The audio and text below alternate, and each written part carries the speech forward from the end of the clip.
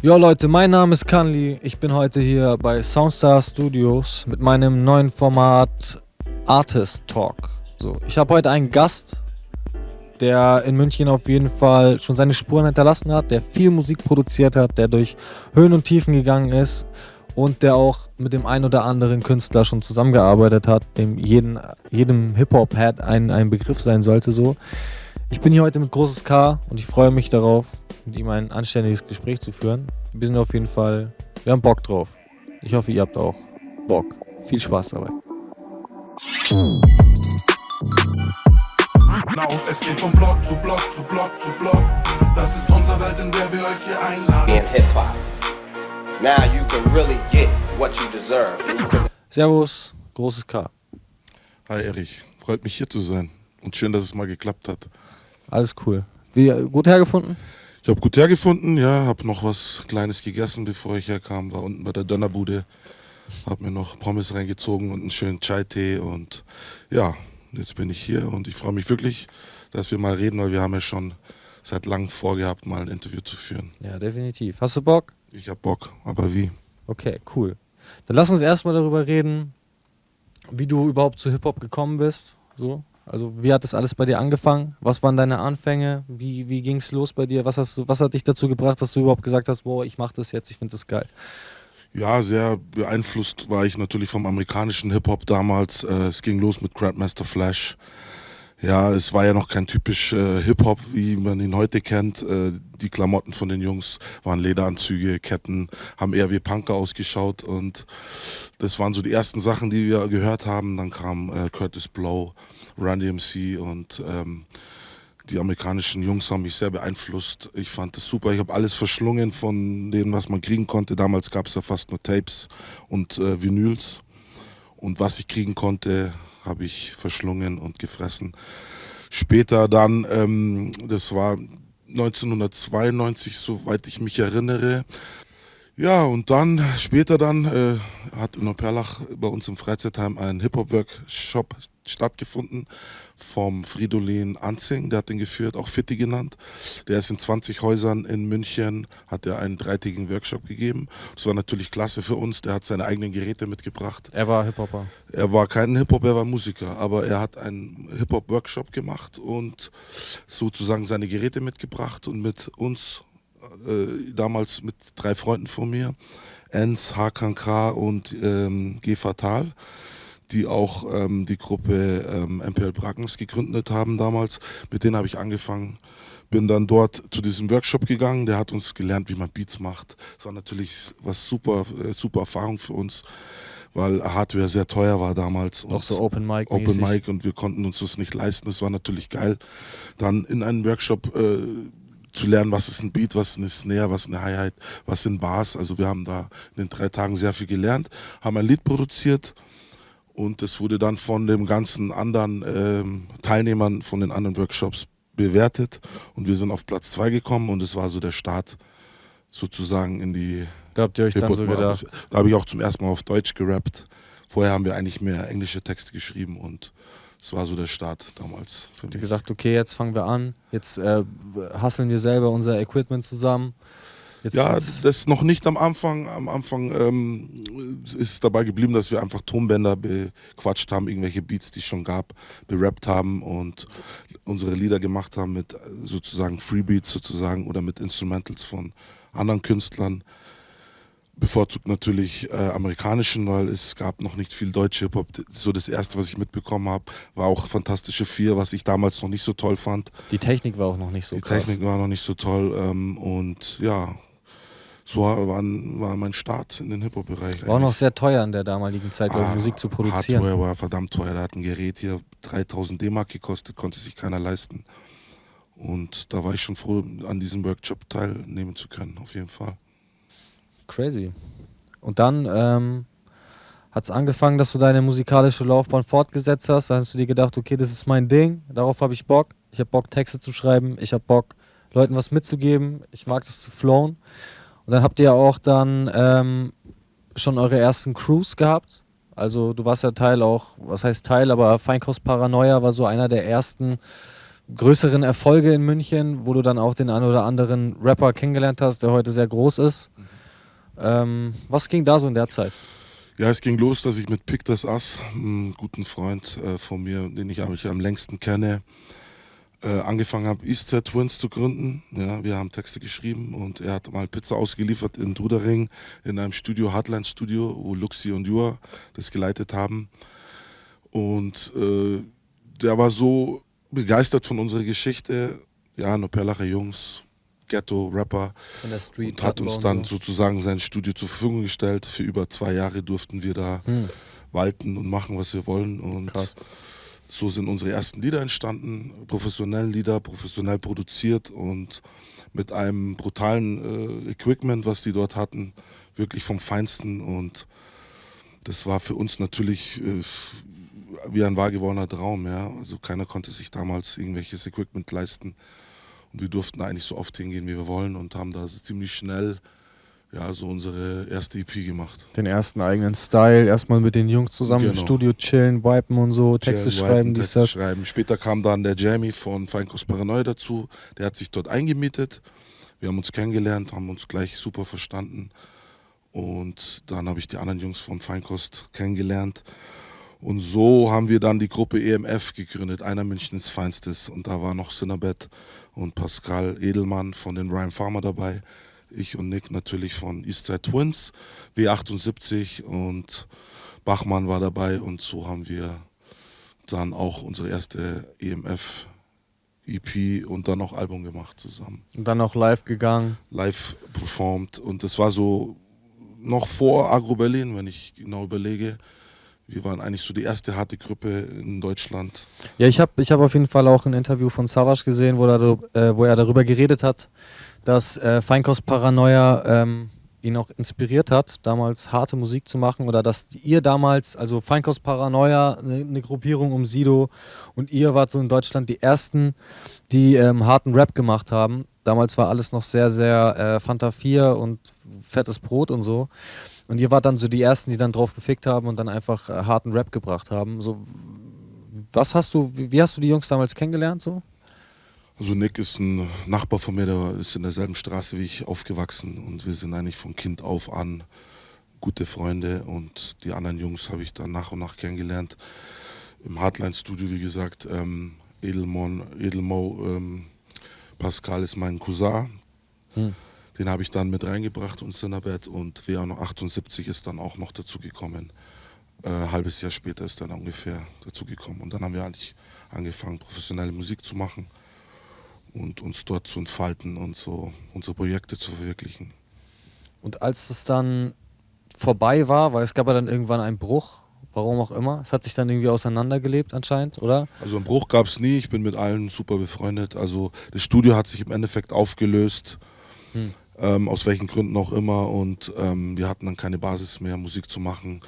Mein Freund Nick Pick das Ass ist ein Jahr lang nach Afrika gegangen, hat seine Wurzeln gesucht, seine Familie dort gefunden, seine Tante und hat dort gelebt. Und dann stand ich im Endeffekt alleine da, jeder hat so sein Ding gemacht. München ist ein teures Pflaster, man muss auch irgendwie sein Brötchen verdienen.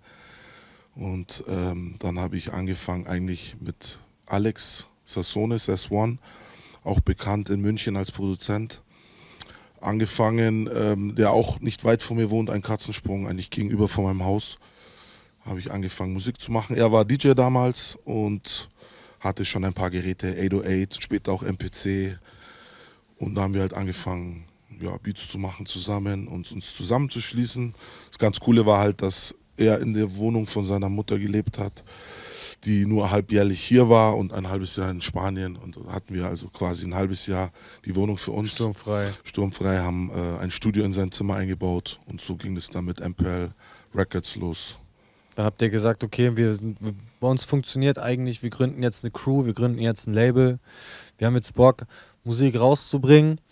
Und was waren dann eure ersten Steps? damals? Also, weil man fängt ja nicht einfach so an. Habt ihr die Tapes dann einfach so self-made zu Hause produziert und an die Leute verteilt? Oder wart ihr dann schon wirklich, hey, wir brauchen jetzt einen Vertrieb, wir brauchen jetzt eine Maschinerie, die hinter uns steht? Oder habt ihr dann einfach so gedacht, wir machen das jetzt, wie war die Herangehensweise? Dass ihr wirklich gesagt habt, okay, wir wollen das jetzt von dem Hobby in den beruflichen, in die quasi berufliche Schiene drücken?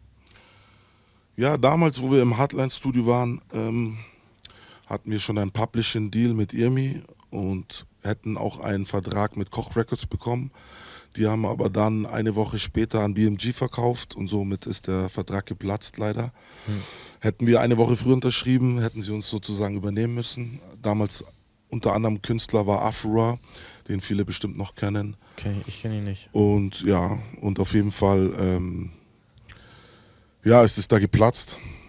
Und ja, dann haben wir einfach so weitergemacht. Ja. Wir haben den Kopf nicht in den Sand gesteckt, sondern gesagt, wir schaffen es auch so. Ich habe mich dann, wie gesagt, mit Sess1 zusammengetan. Die ersten Schritte waren dann mein Mixtape, Candy's Shop, das ich damals mit ihm produziert habe. Was wir auch hier haben. Genau, dass ich dann mehr oder weniger erstmal so auf der Straße verteilt habe oder für 5 bis 10 D-Mark damals verkauft habe. Das war noch so die Street-Produktion. Habt ihr das selber produziert? Das oder? haben wir selber produziert, Artwork, alles selber gemacht. Genau. Und dann an die Leute verteilt, gar nicht An die offiziell Leute im Shop verteilt, und gar so, nicht offiziell so, weil auch so. Ami-Beats drauf sind und ja, das einfach gang und gäbe war, dass man früher Ami-Beats nimmt und sein Rap drauf packt, sein eigenes Ding draus macht. Und da dann auch schon Jungs drauf, wie Pretty Mo, Ramis. Pretty Mo war ja damals auch lange mit Ali As unterwegs, bis heute noch. Hat auch seine Releases gemacht. Und ihr wart ja dann auch in der Crew. Also ihr habt dann später dann auch eine Crew gegründet? Wir haben später den Neuen Süden gegründet, bestehend aus Ali As, Pretty Mo und Semi B und meiner Wenigkeit. Und ja, da haben wir eine LP gemacht. Flo Bayer hat uns damals unter die Arme gegriffen und hat uns da irgendwie sehr viel geholfen. Auch die ganze Produktion und das ganze Merch übernommen. Und dann sind wir auf Tour gegangen.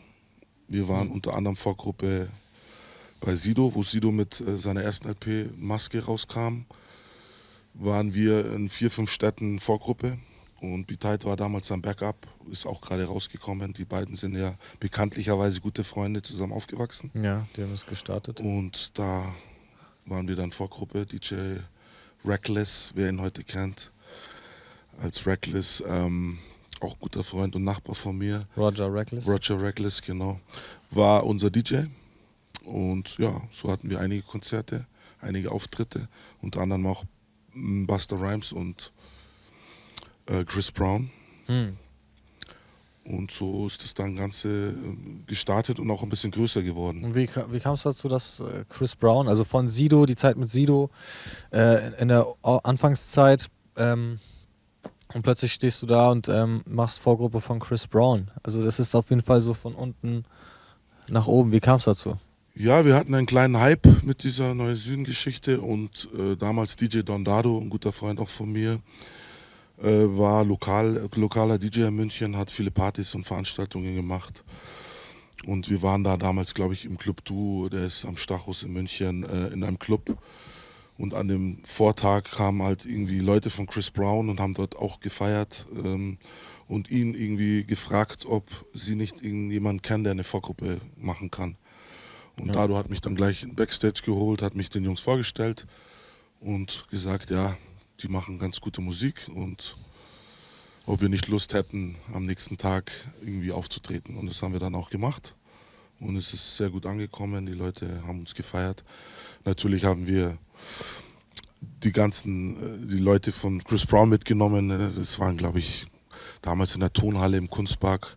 Wie viele Leute waren da ungefähr? Es waren bestimmt an die 1000 Leute. Ja. Ja. Wie hat sich das angefühlt, wenn du denkst, so hey, mein Weg ist war wirklich von so, ganz unten? Wenn du dann vorne am Bühne dran stehst und kreischende Mädchen dich anfeuern und dich ins Publikum ziehen wollen, das war schon eine krasse Erfahrung. Und Chris Brown ist ja dann leider auch gleich verschwunden nach seinem Konzert, hat keine Autogrammstunde mehr gegeben. Und da sind dann Nur natürlich so, alle. hey, ich mach schnell und dann ciao. Genau, und dann sind natürlich alle zu uns gekommen. Wir standen eine Stunde, haben Fotos gemacht, Autogramme gegeben, uns mit den Leuten unterhalten. Es war für mich natürlich eine wunderbare Erfahrung. Ja. Ja, stelle ich mir auch ziemlich geil vor, auch so spontan noch. So, ich glaube, das war dann auch ja, so schwer zu realisieren. Und dann später habt ihr dann auf jeden Fall aber noch weitergemacht. Also dieses Vorgruppending war ja nicht nur so das euer Hauptding, weil ihr immer noch selber dann, hey, wir machen jetzt ein Label, wir bringen jetzt auch Leute raus, wir wollen produzieren, wir wollen präsent sein, wir wollen München representen. Es war viel diese Blumentopf-Geschichte, die so in meinen Augen eher so ein bisschen wack ist. Und ihr habt dann eher so den harten Rap-Stuff noch gebracht, habt unter anderem dann Tilosh rausgebracht. Tilosh ist mittlerweile einer der bekanntesten Münchner Rapper. So, ja, und ihr habt den, wie kam es dazu? Hast du ihn gesehen, hast gedacht, okay, den Jungen habe ich jetzt Bock, den zu supporten, lass mal rausbringen, oder wie war das? Tilosh ist damals an uns getreten, hat auch in Neuperlach gewohnt. Man kennt sich halt so vom Basketballplatz oder vom Fußballspielen. Hat auch angefangen, dann Musik zu machen. Und da wir damals dann schon ein kleines Studio zusammen hatten, wir haben halt Geräte gekauft und uns beim Alex irgendwie eingerichtet, eine kleine Booth gebaut. Und er kam dann auf uns zu und hat gefragt, ob wir nicht mit ihm zusammenarbeiten möchten. Und ich habe mir dann seine Sachen angehört und hat mir sofort gefallen. Und dann haben wir mit ihm sein erstes Mixtape aufgenommen und später noch für seine LPs einige Sachen gemacht, bevor er mit Sinobeats dann im Endeffekt seine restlichen Alben produziert hat. Ja, guter Junge. Ja, hat auf jeden Fall, die Songs sind cool, ist ja immer auch Feature-Gast bei dir. Auf den, ja, immer wieder. Tilosh ist immer gern gesehen, wenn er Zeit hat. Er ist auch sehr busy, aber es geht auch ziemlich schnell, wenn wir was machen. Ja, wir suchen uns ein Thema aus, jeder schreibt seinen Text und dann wird das ziemlich schnell recorded eigentlich. Also nach dieser Zeit, nach der Neue Süden auch, hast du dann in der Neue Süden-Zeit auch noch, also eure Crew war wie gesagt Ali As, Sammy B, du und Pretty Mo. Und dann in dieser Zeit ist auch dieses Album entstanden, Großkaliber. Genau, das war mein erstes Soloalbum. Da wollte ich einfach auch mal alleine was machen. Dein erstes Soloalbum? Das war mein erstes Soloalbum. Crazy. Sony Music. Nach dem Mixtape Candy Shop habe ich auch bei Sony probiert. Über RZ Records. André damals hat mir sehr viel geholfen. Der hat den ganzen Vertrieb für mich übernommen und mich in die Medien reingebracht und in die ganzen Hip-Hop-Magazine. Hat mir da sehr geholfen. André, vielen Dank nochmal für deine Arbeit. Mittlerweile hat er aufgehört. Ja, und so habe ich das erste Album gemacht. Wo habt ihr das produziert damals? Damals bei uns im Studio bei Sess One. Er ist ja öfter umgezogen, muss man sagen. Wir haben ja das Studio wirklich, glaube ich, 3-mal gewechselt. Echt immer wieder Zeit, Struggles immer wieder. Gehabt? Aber wir hatten im Endeffekt immer ein Studio parat. Und dann war erstmal eine kleine Pause. Oder beziehungsweise dann hast du noch mit Sammy B ein Album gemacht, Kurz und Schmerzlos. Da habt ihr auch das ein oder andere Musikvideo dazu gedreht. Genau, da gibt es auch Videos davon. Ja, ist übrigens einer meiner Lieblingsalben. Auch Sess One hier sehr musikalisch, Pretty Mo am Start, Ali As am Start. Ali As und Pretty Mo haben dann Bader Meinhof Crew gegründet. Und du und Sammy B habt dann quasi aus der Neuen Süden eure Kurz- und Schmerzlos-Geschichte gemacht. Wir haben dann ein Album gemacht, das ging dann auch ziemlich rasch. In einem halben Jahr war das aufgenommen und ja, sehr gut angekommen. So. Dann lass uns jetzt mal über dein letztes Release sprechen. Das ist Hood Hercules. Dieses Album ist 2016 entschieden, kann es sein? 17? Entstanden, ja, 16 glaube ich. Hier haben wir unter anderem Songs mit Selam, Araya, Be Tight ist drauf, Jizz Fizz, Mike Sands, We78 und Tilosh. Und die Flame nicht zu vergessen. Und die Flame. Josie Razor, Big Das Ass, alle mit drauf, W78. Das war so das Letzte, da hast du mal alle nochmal draufgepackt aus der Vergangenheit, mit denen du cool warst. War so das erfolgreichste Album eigentlich. Ja, doch, davon gibt es auch eine Box mit T-Shirt, mit Poster, mit Autogrammkarten und einem Kartenspiel, wo jeder Feature sozusagen eine Karte übernimmt. Im Superhelden-Modus. W78 macht mein Design seit Jahren und hat auch das Kartenspiel designt, das Poster und das T-Shirt. Und ja, super Arbeit geleistet. Also er wird auch wahrscheinlich meine nächsten Alben designen und die Designs machen. Ja. W78 war auch Teil von Feinkost Paranoia. Genau. Also auch dann jahrelanger Homie, mit dem ihr da am Start seid. Ja, klingt cool. Und Be Tight auch? Be Tight kenne ich ja, wie gesagt, schon von damals, wo wir Vorgruppe waren. Und wir haben uns gleich blind verstanden. Und immer wenn er in München ist, mittlerweile später nochmal über Ty Jason, der hat ja auch bei Ty Jason, der in München sein Studio hatte, sein Album aufgenommen, wie auch KZ oder die Hälfte von Agro Berlin, Tony D, Frauenarzt, alle habe ich dort kennengelernt über Ty Jason quasi. Er hat mir die alle vorgestellt. KZ war da, die Jungs kenne ich alle persönlich. Und da habe ich Be Tight nochmal ein bisschen näher kennengelernt. Wir sind seit dem Zeitpunkt Freunde. Und immer wenn er in München ist oder ein Auftritt, ruft er mich an, wir gehen ab und zu was essen. Ich war 2-3 Mal Vorgruppe von seinem Auftritt und ja, supportet ihr euch gegenseitig. Er mich, ich ihn. Ist auf jeden Fall. Ist ein feiner Junge. Macht auf jeden Fall richtig dicke Mucke, wie ich finde. Ja, Be Tight kann man sich auf jeden Fall geben. Auch Kinofilm am Start und so. So, das war jetzt die Vergangenheit. Du hast natürlich mit der Vergangenheit, also ich finde, mit jedem Album schließt ein Künstler immer auch wieder mit irgendwas ab. Es entsteht da was, aber man schließt auch wieder mit was ab. Und du arbeitest natürlich auch an neuen Projekten. So, du hast jetzt die ein oder andere Sache am Start. Was sind denn so die Projekte, die du jetzt in der Zukunft veröffentlichen möchtest? Also ich habe Anfang letztes Jahres mit einem Soloalbum angefangen, das ich bei Genome, einem guten Freund aus Landsberg, produziere. Das Problem ist nur dabei, dass ich halt wirklich immer weit zu ihm fahren muss und dann vielleicht auch 1-2 Tage übernachten muss, weil man meistens nur 1-2 Lieder schafft. Und in der Zwischenzeit habe ich mir gedacht, ja, wenn ich nicht zu ihm fahren kann ich nicht untätig sein und habe angefangen mit Mike Sense ein Akustikalbum zu machen. Limitierte Musik, eigentlich fast nur Gitarre, Klavier. Manche Lieder sind mit leichten Beats untermalt. Mal eine ganz andere Schiene wollte ich ausprobieren. Wie kam es dazu? Ja, ich hatte auch immer schon den Hang zu singen und nicht nur zu rappen und darum, wir haben uns in der Arbeit damals kennengelernt, über ein Jahr zusammen gearbeitet, bis ich erstmal erfahren habe, dass er auch Musik macht. Er hat mir dann irgendwelche Sachen von sich gezeigt. Ich fand's super. Wir sind ins Studio gegangen, haben innerhalb von 2 Tagen 2 Tracks aufgenommen und haben uns dann irgendwann mal entschlossen, ein Album zu machen, das einfach Sinn macht. Wir treten sehr viel auf zusammen. Wir hatten, glaube ich, 5-6 Gigs allein dieses Jahr.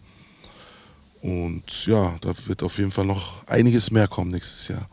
Und wie lange habt ihr an dem Album gearbeitet?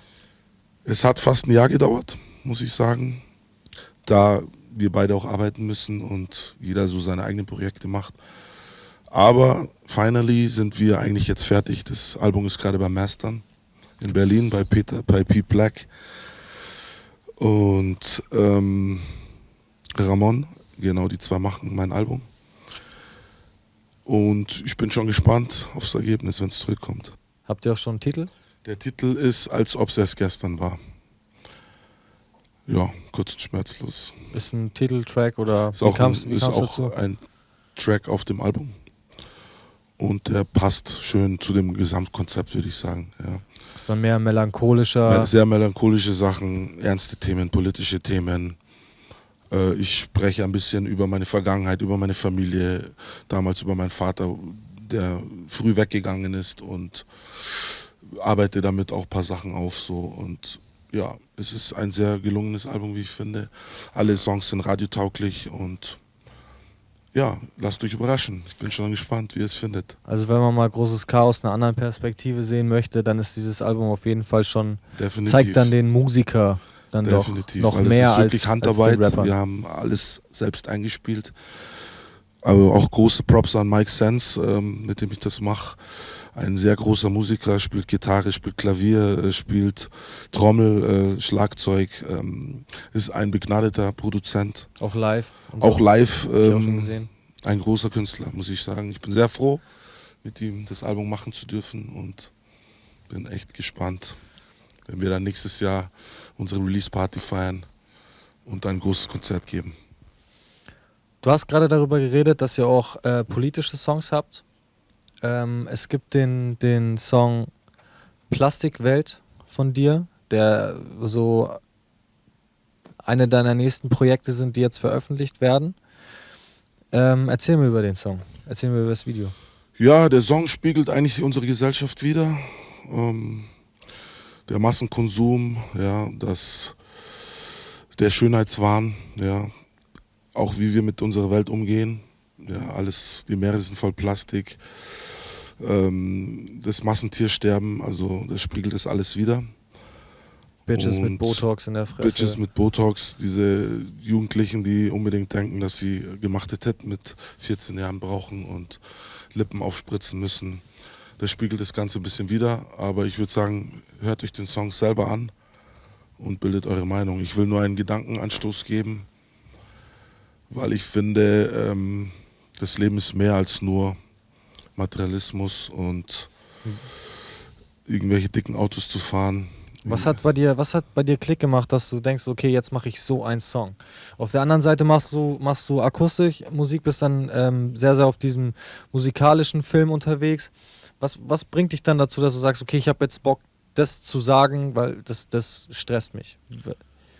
Ja, das ist alles, was ich tun kann. Einfach über solche Themen zu reden, anzusprechen, die Leute aufmerksam zu machen auf unsere Welt, dass wir nur eine Welt haben und die auch pfleglich behandeln müssen. Und wie möchte man abtreten?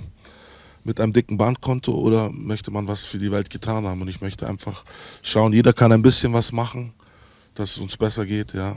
Für die Realness. Man kann drüber sprechen oder man kann aktiv Sachen leisten.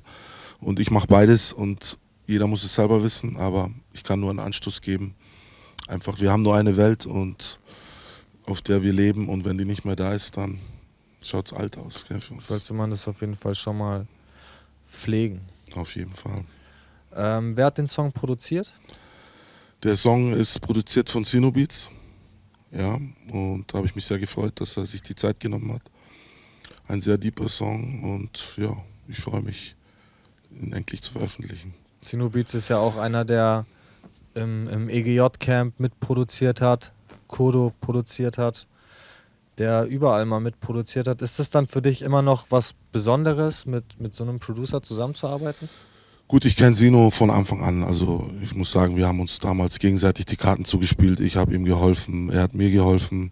Ich habe ihm Features besorgt. Er hat damals den Song mit D-Flame produziert.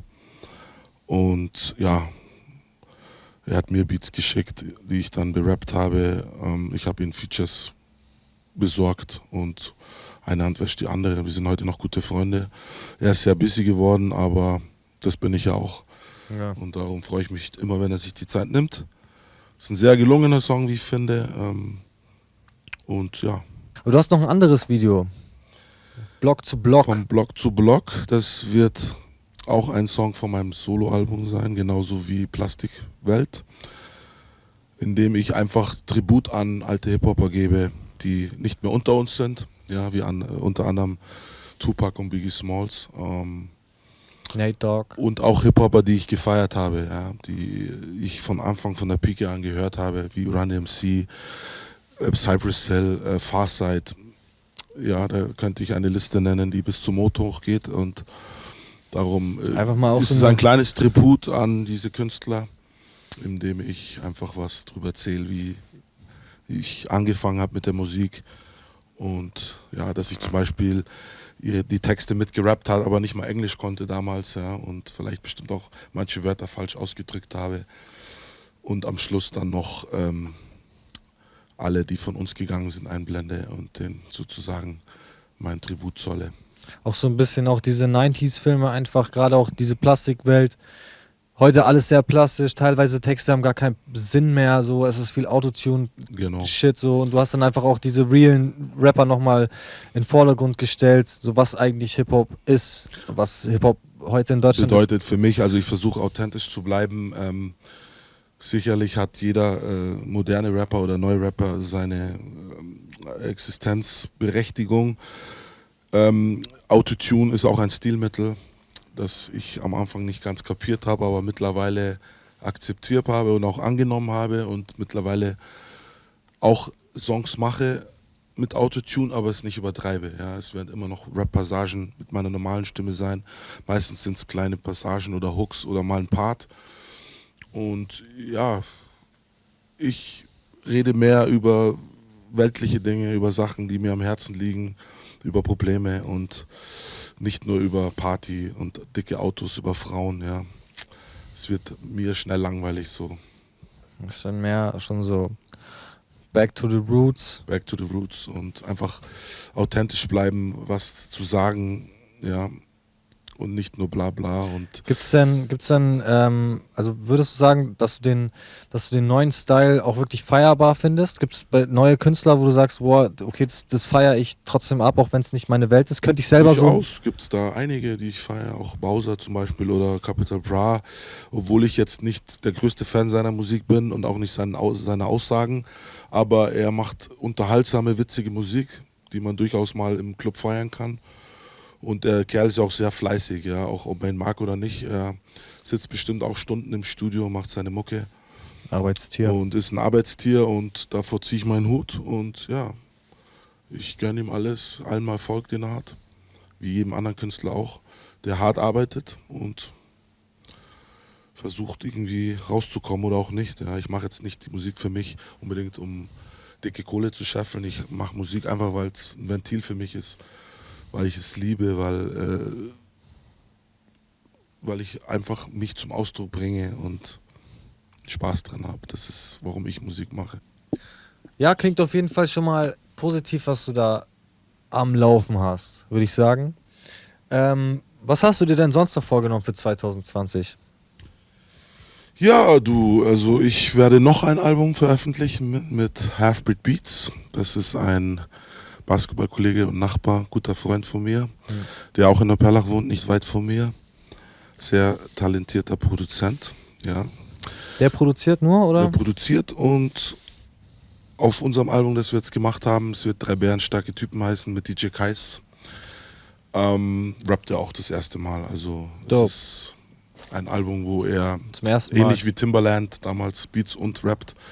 Er macht einzelne Parts, also den größten Teil trage ich vom Album textlich, aber er ist auf 80% der Lieder mit einem Part vertreten oder macht die Hook mit und hat alle Beats selbst produziert und es wird ein krasses Album, wie ich finde.